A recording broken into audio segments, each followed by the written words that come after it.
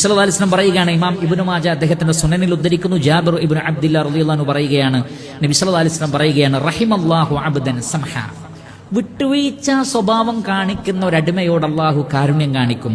ഇദാ ബാഅ, ഒരു കച്ചവടം ചെയ്യുകയാണെങ്കിൽ ആ വിലയിൽ വാങ്ങുന്ന ആൾക്ക് ആശ്വാസം നൽകുന്ന വില പറയുക. അയാളുടെ ലാഭം നഷ്ടപ്പെടുത്തേണ്ടതില്ല. പക്ഷേ സംസാരിക്കുന്നിടത്തും കച്ചവടം ചെയ്യുന്നിടത്തൊക്കെ നല്ല വാക്കുകൾ പറഞ്ഞിട്ടുള്ളൊരു കച്ചവടമുണ്ട്. അതേപോലെ തന്നെ സമഹന ഇദഷ്തറ, വാങ്ങുന്നവർ അങ്ങനെ ശ്രദ്ധിക്കണം. കാരണം ഈ വ്യക്തിക്ക് ഈ വസ്തു വാങ്ങിയതിൽ ഒരു പണം ചെലവായിട്ടുണ്ട്, അതിനേക്കാൾ താഴെ ചോദിച്ച് ഇടങ്ങേറാക്കുക, അവസാനം ഈ വസ്തു ഒന്ന് പോവട്ടെ എന്ന് വിചാരിച്ച് നഷ്ടത്തിൽ വിൽക്കേണ്ടി വരിക, അതും പാടില്ല. വാങ്ങുന്നവനും മര്യാദ വേണം, വിൽക്കുന്നവർക്കും മര്യാദ വേണം. സമഹൻ ഇദഖ്തബ, ഇനി വല്ലവരോടും കടമിടപാടുണ്ടെങ്കിൽ അത് വീട്ടുന്നിടത്തും മാന്യത കാണിക്കുന്ന ആളുകളോട് അള്ളാഹു കാരുണ്യം കാണിക്കുന്ന റഹ്മാനായ റബ്ബിന്റെ റഹ്മത്ത് നേടിയെടുക്കുന്ന വിഷയമാണ് അത് എന്ന് മനസ്സിലാക്കുക.